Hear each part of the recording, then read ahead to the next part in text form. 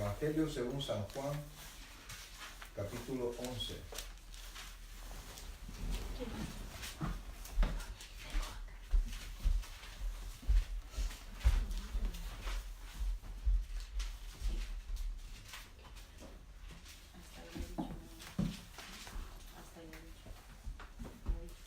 Juan, capítulo 11, versículos del 28 en adelante, vamos a leer. Ya tenemos un par de días de estar en este capítulo 11, que prácticamente todo el capítulo habla sobre la resurrección de Lázaro, pero no hemos llegado a la resurrección, porque ha tenido, va por partes, y cada parte tiene algo nuevo que enseñarnos. Así es que lo tenemos ahí. Evangelio según San Juan, capítulo 11, vamos a leer del versículo 28 en adelante. ¿Lo encontraron todos?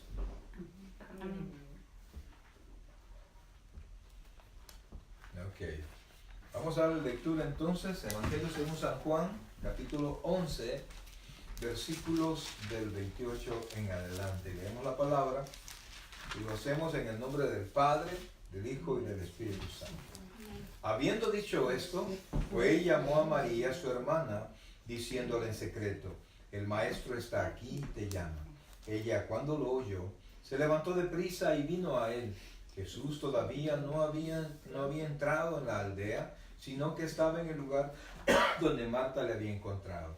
Entonces los judíos que estaban en casa con ella y la consolaban, cuando vieron que María se había levantado de prisa y había salido, la siguieron diciendo: va al sepulcro a llorar allí. María, cuando llegó a donde estaba Jesús, al verle, se postró a sus pies diciéndole: Señor, si hubieses estado aquí, no habría muerto mi hermano. Entonces, al verla llorando y a los judíos que la acompañaban también llorando, se estremeció en espíritu y se conmovió y dijo: ¿dónde le pusiste? Le dijeron: Señor, ven y ve. Versículo 35, Jesús lloró. Dijeron entonces los judíos: mirad cómo le amaba. Y algunos de ellos dijeron: ¿no podía este que abrió los ojos al ciego haber hecho también que Lázaro no muriera? Vamos a orar. Señor bendito, queremos en este momento, Padre, ponernos ante tu presencia y a tu disposición, Padre. Porque queremos escuchar tu palabra, queremos aprender de tu palabra. Queremos, Señor, conocer, Padre, sobre la fragilidad humana, pero tu poder también y tu amor sobre nosotros. Enséñanos, Dios, enséñanos a confiar en ti. Enséñanos, Dios, que a pesar de lo fuertes o débiles que podamos ser, Señor, contigo somos más que vencedores. Enséñanos, Padre, que tu palabra. Ponemos en tus manos todas nuestras preocupaciones, Señor. Ponemos en tus manos todo lo que nos inquieta, Señor, para poder estar atentos a tu palabra. Que tu Santo Espíritu tome control de nuestra vida, de nuestro pensamiento, que todos juntos, a través de tu Santo Espíritu, podamos llevar cautivo el pensamiento a la obediencia de tu palabra y poder estar atentos, Señor. Gracias, Padre, por lo bueno que tú eres. Te alabamos, Rey, y te damos las gracias, Señor, en el nombre de Jesús. Amén y amén. Bien, hermanos, habíamos estado viendo cómo fue el proceso de esto, ¿verdad? Que primero le mandaron a decir al Señor: Lázaro, al que amas, está enfermo. Y si le mandaron a decir porque estaba bien enfermo. Y el Señor estaba justamente a 3 kilómetros de distancia, o sea, no era algo largo. Él podía ir, llegaron de Lázaro, o sea, en la idea humana, ¿no? Llegaron de Lázaro y después regresarse a hacer lo que estaba haciendo, que era la predicación de la palabra. Sin embargo, el Señor no se movió de donde estaba. Y le dijo a los discípulos: pues nuestro amigo Lázaro, porque era amigo amado de todos, nuestro amigo Lázaro está muerto, está enfermo. Y entonces empezó él a explicarles que esa enfermedad no era de muerte, aunque Lázaro sí murió. Pero también les dijo que era para la gloria de Dios. Entonces él siguió 2 días más. Y después él mismo les dijo: vámonos para Betania, porque Lázaro duerme. Entonces los discípulos le dijeron: pero si se durmió, se va a sanar, ¿verdad? Porque supuestamente cuando ya está a punto, ¿verdad?, no se duerme por el mismo dolor, por los mismos problemas de la enfermedad que pueda estar pasando. Pero él les explicó: no, Lázaro se murió. Lázaro está muerto, vamos. Inclusive Tomás, ¿verdad? Tomás, que yo siempre veo que en las intervenciones de Tomás, todas fueron negativas, todas fueron de duda. Todas fueron para mostrar o sembrar duda en los otros hermanos. Porque cuando el Señor les dijo, vamos, Tomás le dijo antes, ¿verdad? Pero que si te quieren matar y que vas a ir otra vez, vámonos. Y entonces, cuando el Señor se dio la vuelta, les dijo él, bueno, vámonos a que nos muramos todos allá. Eso no se lo dijo a él, sino que se los dijo a los demás, ¿verdad? Siempre hay hermanitos así que en lugar de animar, ¿verdad? Siempre tratan de desanimar. Pero así son. Entonces, cuando Jesús caminó hacia allá, y valga para recordar, ¿verdad? ¿Por qué eran tan amados por Jesucristo estas personas? Dios no hace excepción de personas. Pero uno tiene que reconocer, y se los digo como ministro, como pastor, uno tiene que reconocer, uno ama a todos los hermanos por igual. Pero lo que pasa es que hay hermanos que están más a la disposición, hay hermanos que están más atentos a las necesidades de la iglesia, están más atentos a las necesidades del ministerio, del pastor, qué sé yo, tratando de colaborar. Y entonces a veces la gente dice, no, que el pastor tiene preferidos. No, el pastor no tiene preferidos. No, hay personas que son más solícitas, que están más dispuestas a colaborar. Hay otras que no se mueven, pues entonces uno pues cuando sabe que algo funciona o que alguien funciona, pues ya se cansó de ir a buscar a otro lado, ¿verdad? Quizás fuentes, está feo que lo diga, pero fuentes secas que no dan agua, entonces uno no puede ir a seguir buscando, porque Dios todavía no les ha movido para eso. Entonces hay personas que siempre están solícitas. Hay personas que ni siquiera hay necesidad de pedirles su colaboración y ellos ya están, pastores que pueden colaborar. Porque si nosotros vimos la otra vez que el Señor Jesucristo después tenía jornadas de evangelismo, de predicación, y después Él se iba a la casa de Lázaro, de María y de Marta a descansar. Y ahí pasaba Él y llegaba, y Él no llegaba solo, pues habían 12 que iban detrás de Él. Entonces Él habitaba y Él dormía y Él comía allí e hizo amistad. Entonces eso, mis queridos hermanos, eso se agradece.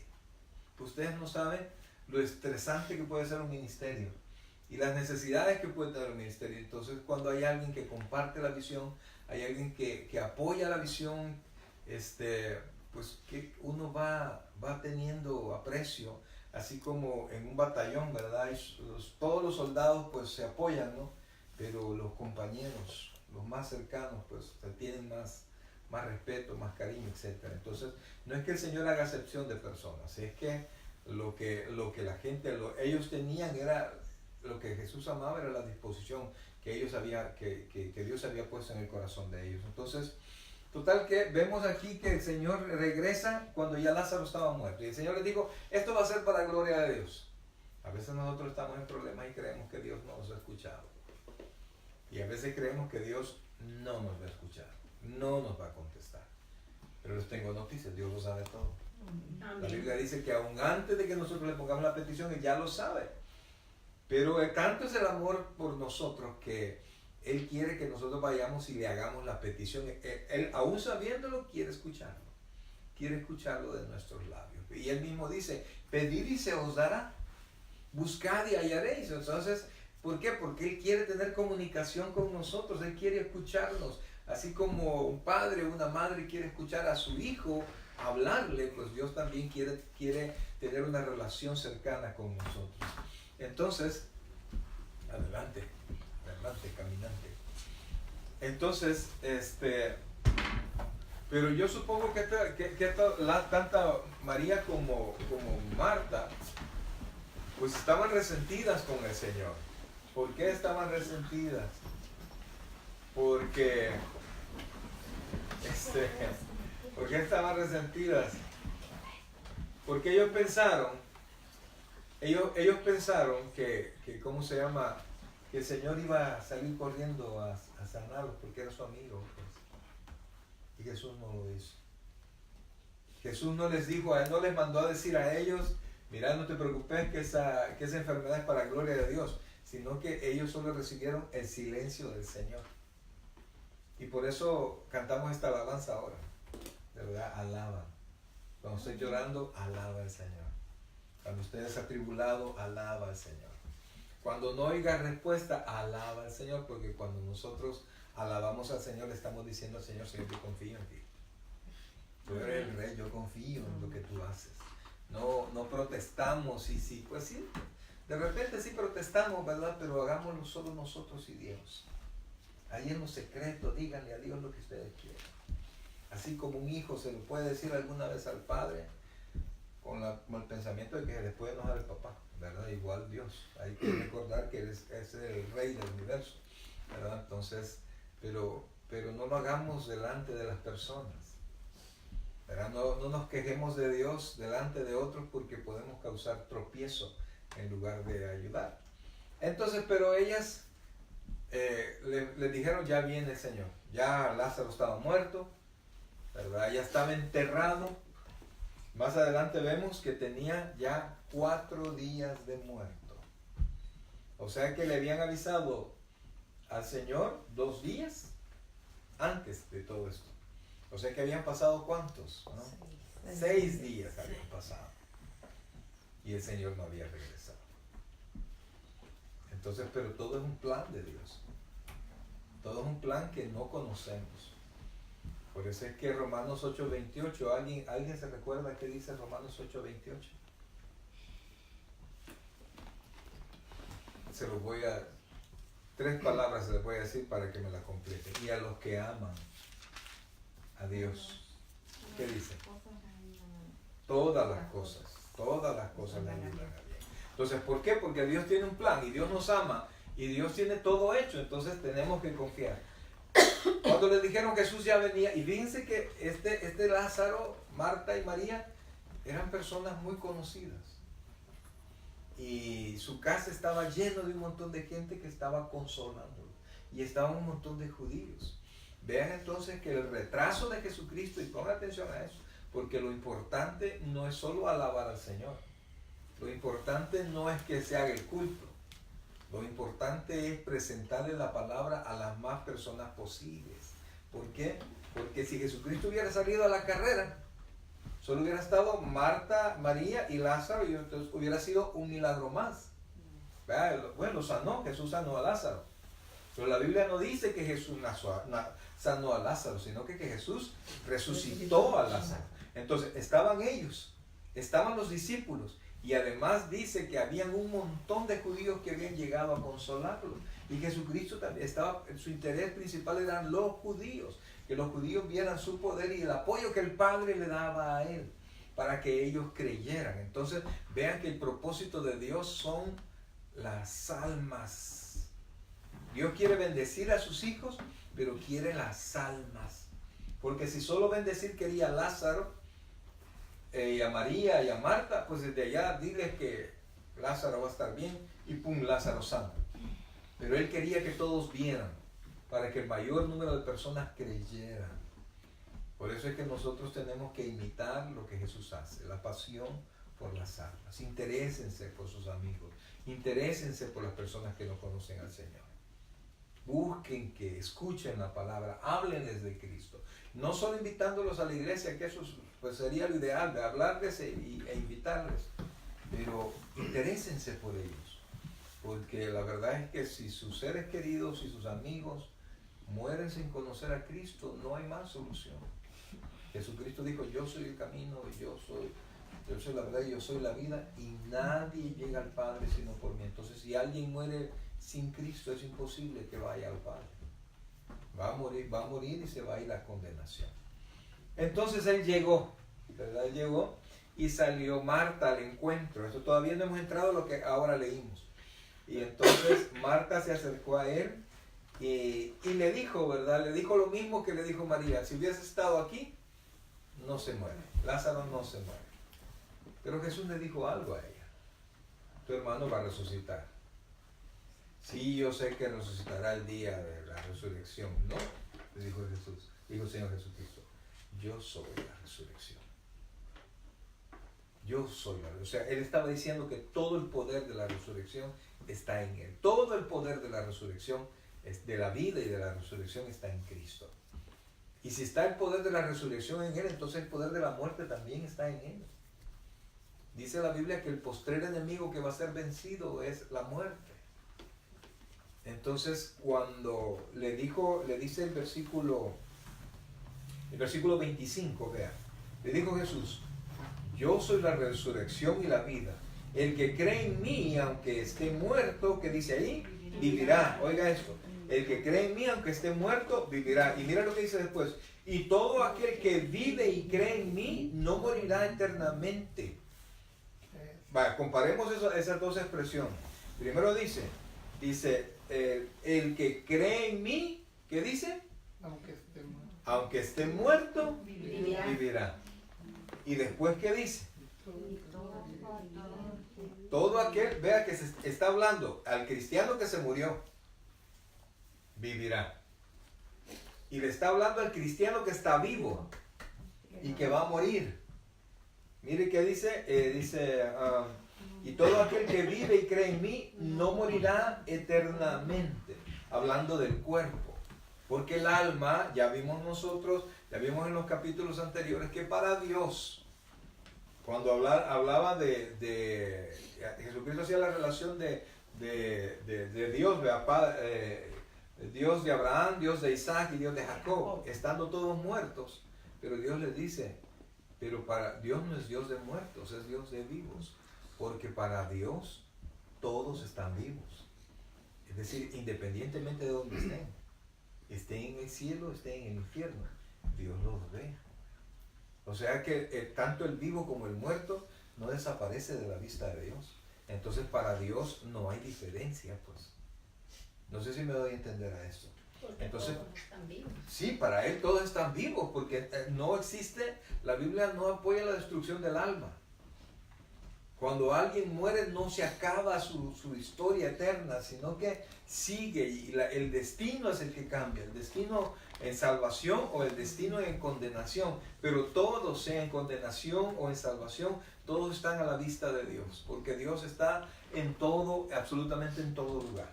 Y entonces dice, le pregunta, y es una pregunta para usted, y es algo así terminamos el martes pasado, ¿crees esto?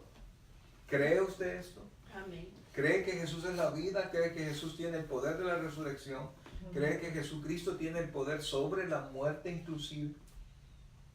Porque si nosotros creemos eso, si de verdad nosotros creemos eso y estamos convencidos de eso, nuestra vida tiene que comenzar a ser diferente. Tenemos que comenzar a valorar más las cosas de Dios. Porque si Dios tiene el poder de la vida y la muerte, también tiene el poder de la bendición y de la maldición. Entonces nosotros ya no buscamos a Dios por la bendición, la maldición, la vida o la muerte. Lo buscamos a Él porque Él es todopoderoso. Amén. Y con Él están todas las cosas. Absolutamente todas las cosas. Entonces el afán tiene que cambiar. El cristiano es responsable, pero no está afanado por las cosas. Si hay algún afán en el cristiano es buscar a Dios. Entonces, dice, ¿crees esto? Versículo 27, le dijo, sí, Señor. Y aquí está la mejor respuesta que Marta le pudo haber dado. Yo he creído que tú eres el Cristo, el Hijo de Dios, que has venido al mundo. Entonces, cuando siempre vienen dificultades en nuestra vida, siempre. Y la esencia para enfrentar las dificultades como cristianos es que nosotros creamos eso. Que Cristo no solo fue un gran hombre, que Cristo es el Hijo de Dios. Y es el Mesías que iba a venir, el Redentor que iba a venir a rescatar a la humanidad de las garras del pecado. Ahora, sigamos en lo que comenzamos a leer. Habiendo dicho esto, fue y llamó a María su hermana. Yo no sé con qué actitud fue a buscar, porque primero Marta llegó donde Jesús triste. Ya que se recuerdan ustedes que el pasaje aquel donde el Señor Jesucristo, donde Marta le dijo al Señor, Señor, no te da no sé qué, porque mira María ahí está bien echadota, y yo estoy de arriba para abajo haciendo las cosas para atender a toda la gente. Y Jesucristo le dijo, Marta, Marta, Marta, afanada, estás con todas estas cosas. Pero María, tu hermana, ha escogido la mejor. ¿Y cuál era la mejor? Estar sentadita escuchando la palabra. No es que no se iba a colaborar, es que hay que buscar el tiempo para hacerlo, pero a la hora de la palabra hay que estar escuchando la palabra. Amén. Esa esa es la mejor parte. Me acuerdo de esa parte siempre suya. ¿Por qué? ¿Por qué? Ajá. Pero esa es la mejor parte. Porque la primera cada día, hace un día andábamos cocinando y usted dijo eso. Sí, pues sí. Es que, no está bien.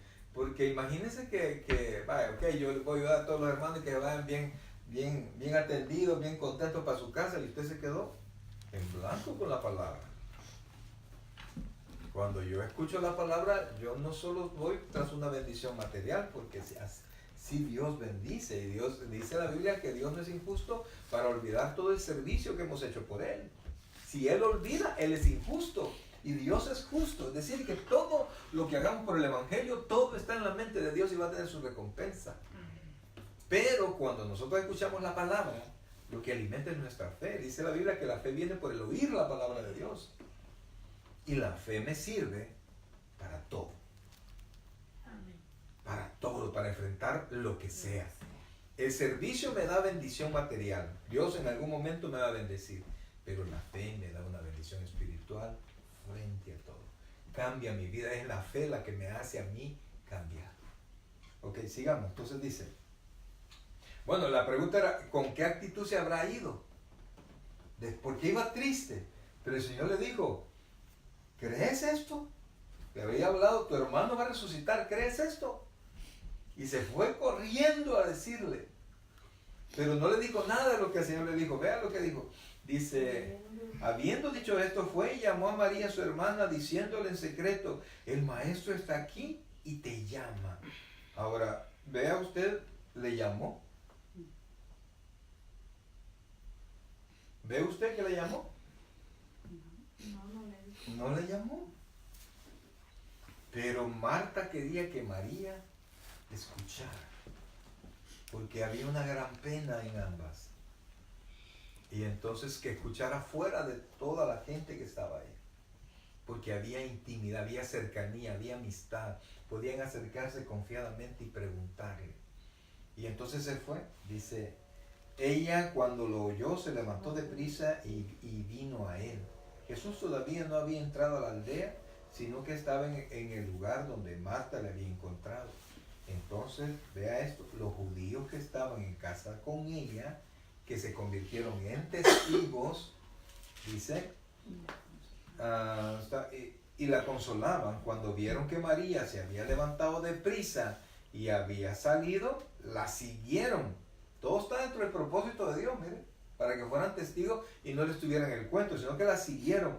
Y dice, diciendo, va al sepulcro a llorar allí.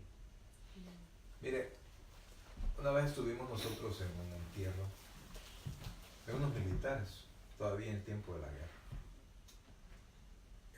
No sé si alguien se recuerda el tiempo cuando parece que llevaron 2 helicópteros, uno a rescatar y otro a dejar soldados, y los helicópteros chocaron. Y entonces todos los soldados, tanto los que iban en el helicóptero como todos los que estaban abajo, todos murieron en combate. Ahí murió un amigo mío. Entonces, pero ¿cómo se llama? Fui al entierro ese y ahí estaba una muchacha, jovencita, embarazada, ya casi las últimas. Y cuando iban bajando el féretro del muchacho, lo bajaron, la muchacha llorando y la tenían abrazada, y de repente la muchacha se soltó y se tiró al hoyo. Fue una situación bien difícil. Y todos los que estábamos ahí, por lo menos yo, y mi amigo, la familia de él y un montón de familia, la mayoría, porque yo no escuché alabanza, yo no escuché nada, y ahí solo habían cruces, habían una virgen, había eso, entonces nadie conocía así como a través de la palabra verdaderamente al Señor. Y entonces lo que había ahí era una tragedia, un dolor por la muerte. En cambio usted va a una vela, a un entierro cristiano, Sí hay dolor, porque hay dolor, hay esa separación, ya no se va a tener al ser querido, pero usted escucha alabanza, usted escucha oraciones y la gente llega con esperanza. Porque todos confiamos en Dios, que un día todo el problema de la muerte se va a resolver. Entonces dice el Señor, dice María, cuando llegó a donde estaba Jesús, al verle se postró a sus pies diciendo, Señor, si hubieses estado aquí, no habría muerto mi hermana. Ahora yo le pregunto a usted, si usted tiene cercanía con el pastor, y usted tiene fe que si viene el pastor y su familiar va a orar, va a sanar, ¿verdad? Usted tiene fe que viene el pastor, va a orar y Dios va a sanar a su enfermo. Viene el pastor y llegó tarde no 1 hora, no 2 horas, llegó tarde 6 días. Ya cuando tenía el muerto 4 días de muerto, y el pastor se acerca a su casa. A todo esto, saber qué le pasó al pastor. Mira, cuando si venía con todos los hermanos, allí sí venía a tiempo a la casa, ¿verdad? ¿Y qué le hubiera dicho usted al pastor? Reclamarme. Ya no lo ocupo, pastor. Sí, o sea, dígame. Una experiencia así se vivió el pastor Abdala, un niño que tenía, creo que no llegaba ni a los 10 años. Creo que tenía, no recuerdo la enfermedad, pero sí era como un cáncer que le había caído al niño. Y el niño pidió verlo a él antes de morirse. Y él no pudo llegar. Y hubo un momento en que el niño dijo, ya viene. Y la mamá le dijo, no viene. Le dijo así, no, yo veo a mi papá. Cada vez que me acuerdo de eso me da sentimiento. Dice, yo veo a mi papá, yo ya me voy. Y el niño descansó. Wow. Y él ya no alcanzó a verlo. Bueno, pero qué bonito que Dios le dio ese consuelo al niño, pues, ¿verdad? Tremendo eso. Y que cargo de conciencia la que queda. Mira, un amigo del colegio, yo ya era cristiano, me avisaron, mira, fíjate que Mauricio tuvo un accidente y está en el hospital militar. Yo vivía, a un bloque del hospital militar. Pero me avisaron en la noche, bueno, lo voy a llegar a ver mañana. Al siguiente día en la mañana le hablé a mi amigo, mira, ¿dónde es que está Mauricio? No, ya no, Mario se murió. Y él no era creyente. Eso no se hace, como 20 años sucedió. Y todavía me acuerdo. No es que yo iba a llegar a que se sanara, yo iba a llegar a que se sanara su alma, a que su alma conociera a Cristo. Si Dios lo quería sanar, pues estaba bien, ¿no? ¿Verdad? Eso era algo, una bendición adicional, pero lo principal es el alma.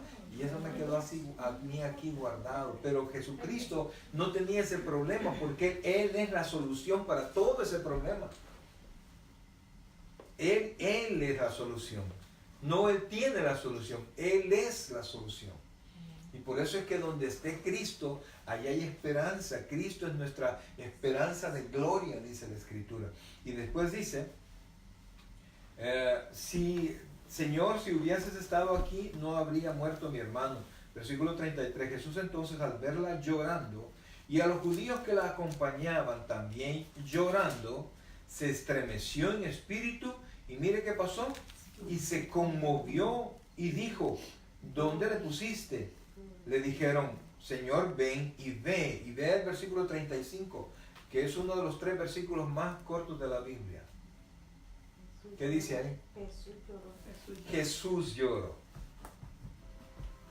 Fíjese que nosotros vemos que Jesucristo tenía control de toda la situación. Les dijo, tranquilos, esto es para glorificar al Señor, a Dios. Esta enfermedad no es de muerte, tranquilo. Él sabía todo lo que iba a pasar, él sabía el poder que él iba a derramar en Lázaro, y él sabía que le iba a devolver la vida a Lázaro. Él sabía que todo se iba a resolver. Pero cuando llegó, si él sabía, él estaba seguro que lo que iba a hacer, ¿por qué lloró? Esa es la pregunta que le iba a hacer yo. Ahora yo quiero que me la contesten ustedes, ¿por qué lloró? Si usted ve a alguien afligido y usted lleva la solución, deja de estar llorando, pero mira, esto se arregla así, así, y lo arregla, ay, gracias fulano, ¿verdad? Jesucristo era la solución, Él iba a arreglar todo. ¿Por qué lloró? Miren lo que dice la Biblia, ¿por qué lloró? Porque le amaba. Porque le amaba, pero le iba a devolver a la vida. Así. No, o sea que él lloró porque de resentimiento que ninguno de ellos creía que él resucitaba, él era la vida eterna, pues. O sea, vio duda en la demás gente. Ah, podría ser. Por la duda de la gente. ¿Están de acuerdo? Era una sola carne, está bien. ¿Por qué creen que lloró? Vean el texto, dice en el 33. Jesús entonces, al verla llorando, y a los judíos que la acompañaban también llorando, se estremeció en espíritu y ¿qué? No dice se enojó, no dice se resintió, sino que ¿qué dice? Se conmovió. De ver a los judíos que estaban llorando. Por la tristeza de ellos. Es la tristeza, es ver el sufrimiento de todos, de la humanidad entera. Jesucristo, la carta de los Hebreos dice que tenemos un sacerdote y es el sacerdote ideal, que es nuestro Señor Jesucristo. ¿Por qué? Porque Él, siendo Dios, se hizo hombre. Y hasta los 33 años y medio Jesucristo vivió en un cuerpo humano limitado. Un Dios todopoderoso se sujetó a las limitaciones de un cuerpo. Cuando Él quería hacer un milagro, Él le pedía, no lo hacía Él le pedía a Dios. Porque Él estaba sujeto a la fragilidad del cuerpo humano. ¿Ah? Entonces Él venía y pedía a Dios. Él oraba y el Espíritu Santo lo confortaba, y venían ángeles y lo confortaban, porque estaba en la carne, o sea, viviendo en un cuerpo finito. Él sabía las limitaciones. Como niño más de alguna vez lloró. Le aseguro que muchos de sus amigos, que en un tiempo que la medicina pues estaba bien deficiente, mucha gente, él vio llorar, morir a mucha gente, él vio sufrir a mucha gente, él vio las limitaciones, vio la pobreza de mucha gente, vivió el sufrimiento de la humanidad. Eso lo vivió él en carne propia. Y aun cuando él tenía la respuesta de las cosas, él tenía que esperarse hasta que llegara su tiempo, porque así como, si se ha fijado, Jesucristo espera y respeta los tiempos que Dios había establecido. Entonces, tenemos un Dios, y esto es bien importante, miren hermanos, que nos conoce nuestro sufrimiento, y que no es indiferente a lo que nosotros sentimos. Él es un Dios que siente con nosotros, que se apiada de nosotros. Jesucristo, cuando subió al cielo, no dejó de ser hombre. Él se transformó. Su humanidad se fue con Él. Él no dejó muerto su cuerpo, sino que se lo llevó. Entonces, todo lo que Él sintió, porque el Padre conoce, pero no es lo mismo que uno sepa, ¿verdad? Que uno sepa, digamos, un procedimiento quirúrgico, ¿verdad? Ah, mira, y lo que hacen, te van a poner anestesia, o por ejemplo una cuestión dental, ¿verdad? Mira, no, yo sé lo que va a hacer el odontólogo. Mira, te va a poner una inyección para que eso se te duerma. De ahí van a hacer esto, esto y esto. A tener la tontera enfrente y va la aguja para adentro, ¿verdad? Ah, no es lo mismo, o sí, no es lo mismo saber qué es lo que se va a hacer, inclusive ver un video, ¿ah? No es lo mismo que estar del lado donde uno ve venir la aguja, escuchar aquel taladro así, y aquí un olor como a cacho, ¿verdad? No es lo mismo, no es lo mismo, porque Jesucristo padeció. La diferencia es que fue sin pecado. Entonces, esto que conmigo pasó, que Dios sabe bien lo que usted está pasando, sabe bien cuando usted está sufriendo. Y Jesucristo no es indiferente a nuestro sufrimiento. Mire, Dios nos ama de tal manera, y voy a tratar de explicárselo así. Dice, bueno, usted conoce lo que dice Juan 3:16. ¿Alguien que me diga Juan 3:16? Porque de tal manera que dio a su Hijo único, para que todo aquel que cree no se pierda más tiempo. Entonces habla de el amor que Dios nos tiene, ¿sí? Pero no es un amor que se decepciona, porque Romanos 5:8, búsquelo por favor. No es un amor que se pueda decepcionar de nosotros, Romanos capítulo 5, versículo 8. Entonces, primero, Juan 3:16 dice, porque de tal amor, de tal manera, amó Dios al mundo. Se está diciendo, Dios tiene un amor increíble, que tanto era su amor que mandó a Jesucristo. Pero a veces, 5:8, pero a veces nosotros amamos a alguien, pero este alguien nos decepciona, ¿verdad? Si pudiésemos regresarnos al tiempo de la boda, de cada uno de nuestra boda, ¿verdad? Y viniéramos al tiempo presente, ay Dios mío, ¿verdad? Y volviéramos a regresar, ¿quién sabe? ¿Verdad? Algunas espositas dijeran, ¿sabe qué? Mejor no, ¿verdad? Porque todo lo que iba a sufrir. Pero Dios ya lo sabía. Ya sabía de antemano lo que nosotros éramos, lo que nosotros somos y lo que nosotros íbamos a hacer. Alguien que me lo lea, por favor. 5:8. Amén. Mas Dios muestra su amor para con nosotros, en que, siendo aún pecadores, Cristo murió por nosotros. Ve, hasta ahí. Mas Dios, ¿qué dice? Muestra su amor. ¿Cómo mostró su amor? Ajá, ¿cómo lo mostró? Que siendo Siendo pecadores, pecadores en Cristo murió por nosotros. Correcto, el proyecto es que Cristo iba a morir. Pero la situación es que Dios sabía. Es un sinónimo de aún es todavía. Cristo sabiendo lo que nosotros somos. Dios sabiendo lo que nosotros somos. Dios sabiendo lo que nosotros vamos a hacer. De todas maneras mandó a Jesucristo a morir por nosotros. No importa lo que nosotros hagamos. Y voy a tratar de decírselo así. Usted no hizo nada para que Dios le amara. Él lo amó. Usted no puede hacer nada para que Dios le ame más.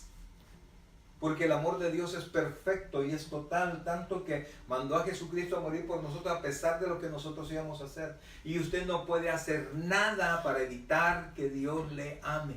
Porque Dios ya tiene todo, ya sabe todo lo que usted va a hacer.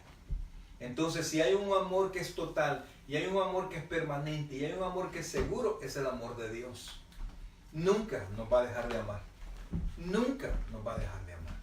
Y eso es, mire hermano, es un punto que nos debería de dar una seguridad, porque la Biblia dice que el amor echa fuera el temor. ¿Verdad? En las relaciones, a ver cómo nos va. ¿Verdad? Uno comienza una relación y dice, ojalá que todo salga bien, Dios quiera que sigamos juntos, qué sé yo, ¿verdad? Y de repente uno se encuentra a las parejas de mucho tiempo y fulano, ahí estamos, fíjate, gracias a Dios, vaya qué bueno que sigan juntos, ¿verdad? O si no, y fulano, pues fíjate que hace como tantos años, ay, bueno. Porque uno no sabe, pero lo que no va a variar es el amor de Dios. Amén. Y por eso es que nosotros debemos estar seguros. Y tanto es ese amor que Jesucristo, al ver llorar a Marta y a María, al ver llorar aún a los judíos que no creían en Él, o sea, ver llorar a la humanidad y tener enfrente la piedra donde estaba encerrado, porque era una cueva donde estaba encerrado su amigo Lázaro muerto.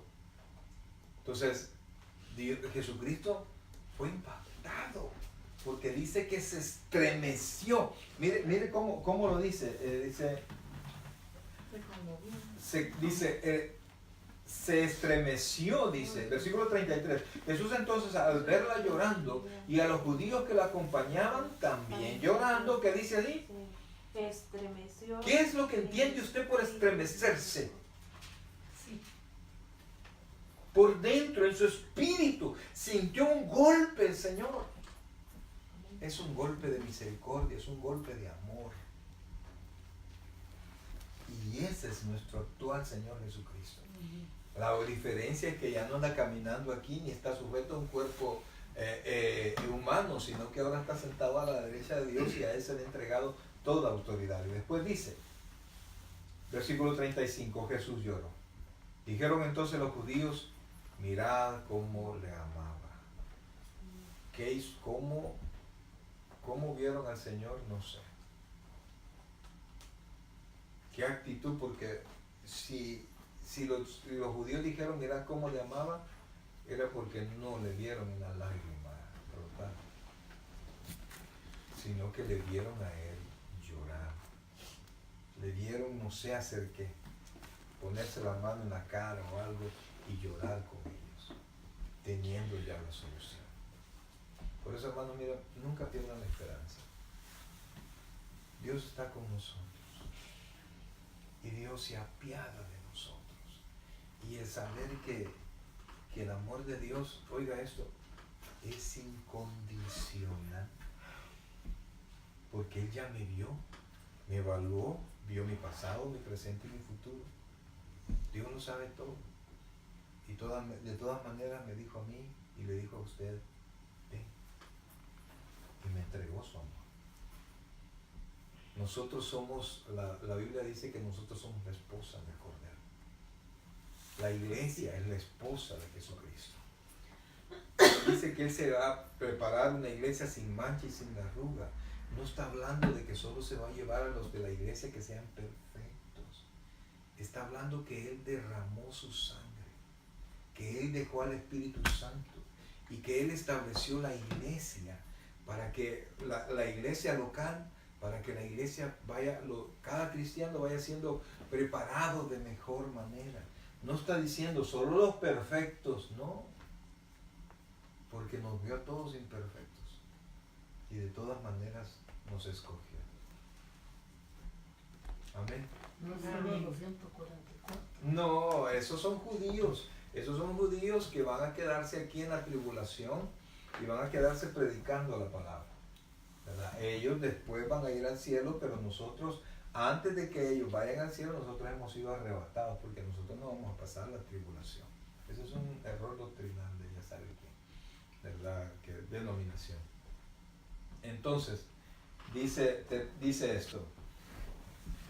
Y algunos de ellos dijeron, ¿no podía este que abrió los ojos al ciego, haber hecho también que Lázaro no muriera? ¿Qué responden ustedes a eso?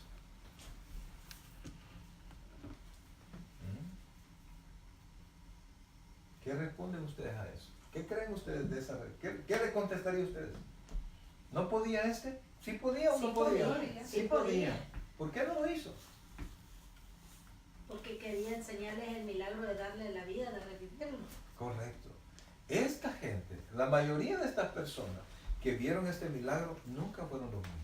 Siempre hay personas que no ven la bendición, sino que a un grupo de judíos, dice la Biblia que muchos creyeron, ¿verdad? Más adelante, dice que muchos creyeron, pero otros, a pesar de que vieron que Lázaro le levantó, que sabía que Jesucristo le había devuelto la vista, no le había devuelto porque nunca la tuvo, era un ciego de nacimiento, le había dado la vista a alguien que nunca había visto.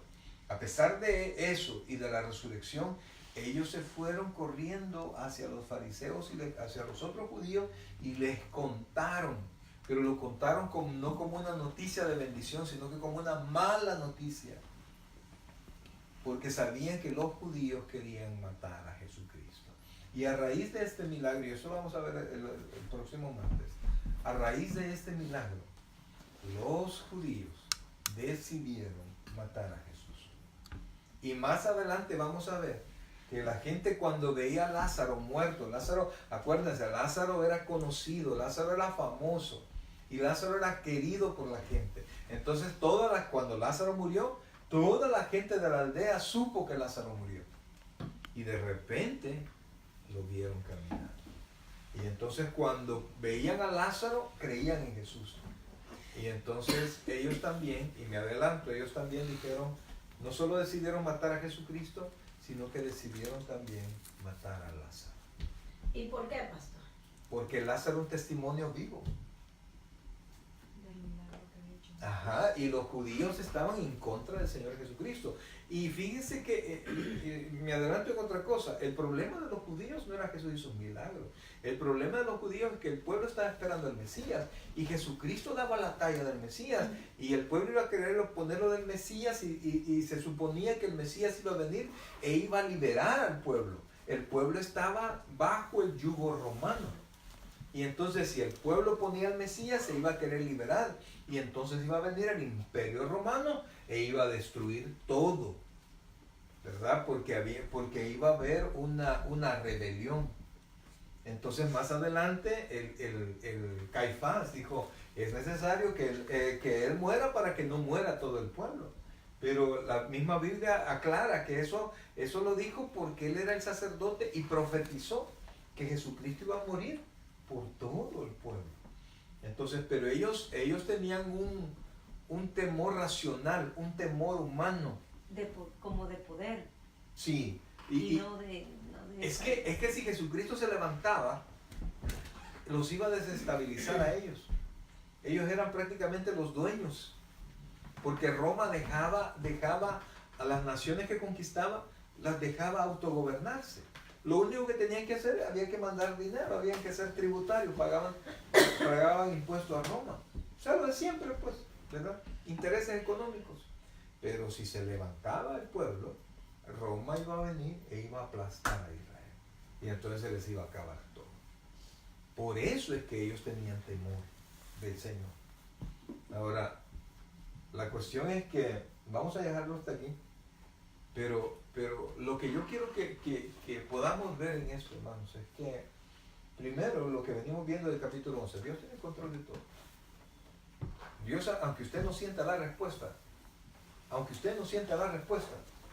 Dios lo sabe y tiene todo listo.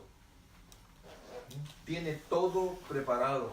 Pero es que Dios no me escucha. Dios no es sordo. Dios, y además que no solo no es sordo, sino que lo sabe todo. Pero Dios no responde, no está... ¿qué quieres tú? No, Él tiene un programa, Él tiene todo hecho, Él es perfecto. Y tiene el control de todas las cosas, de todas las personas, de toda la humanidad. Nada surge sin que Dios lo sepa. Nada surge sin que Dios lo haya planificado. Entonces, esto se llama la divina providencia de Dios, que Dios permite una situación, pero Él ya tiene más adelante la salida. Y nosotros los creyentes solo tenemos que creer eso y esperar con paciencia que se cumpla la promesa de Dios. Entonces, cuando nosotros creemos, estamos emproblemados, estamos pasando una situación, una enfermedad, un problema, una deuda, un accidente, qué sé yo, estamos envillados, estamos esperando una respuesta de algo y Dios no me contesta. No, Dios te contestó, pero que se va a materializar en el tiempo de Dios.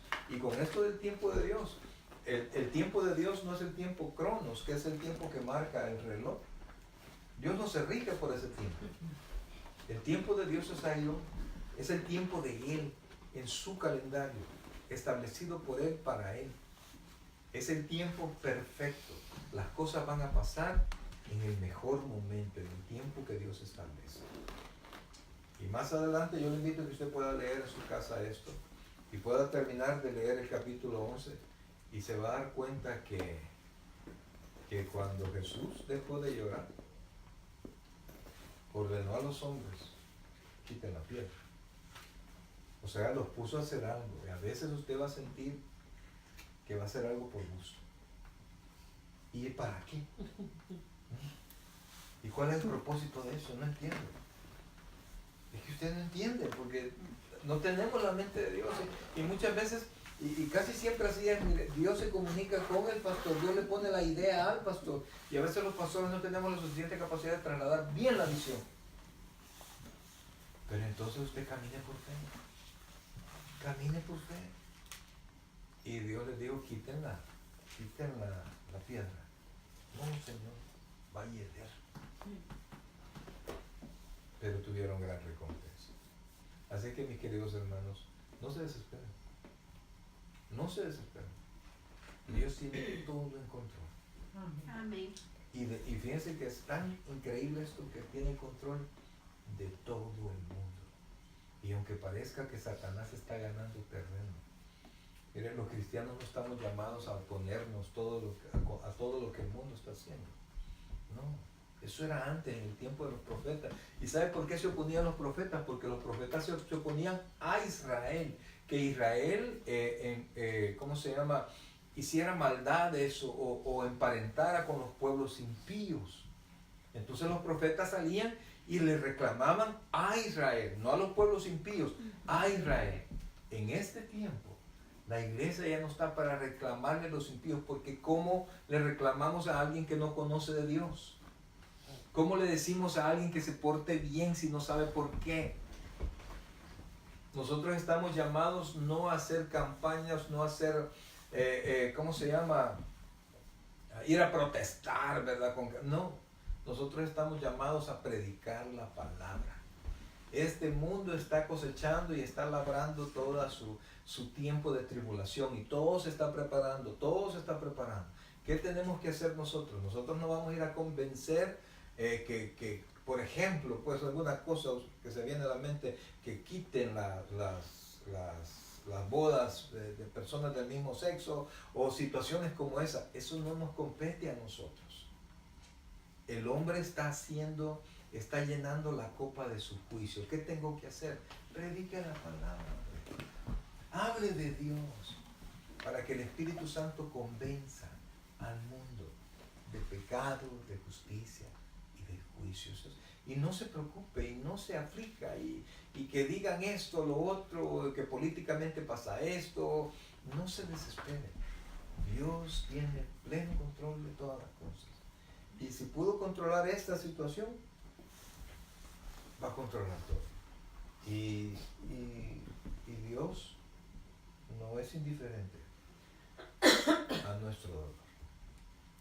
No es indiferente a nuestra necesidad.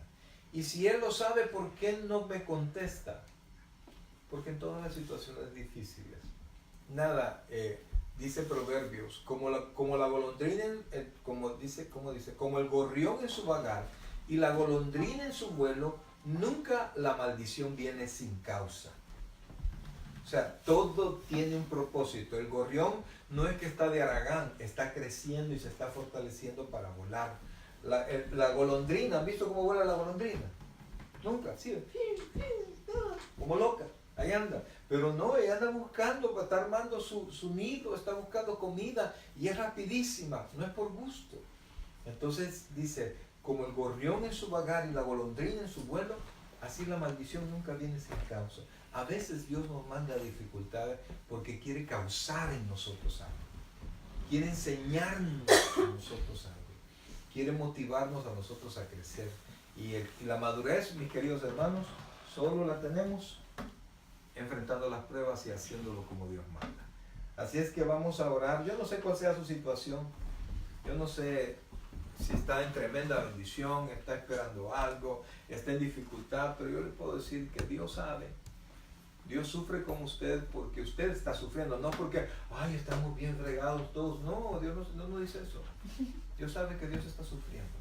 Y así como cuando usted lleva a su niño, ¿verdad? Y le tienen que hacer un procedimiento, le tienen que poner una inyección o tiene que pasar por algo, y usted sabe que el niño va a sufrir y usted de todas maneras lo lleva.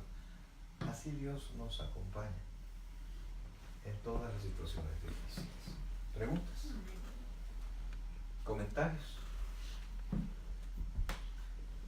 Quiero verlo.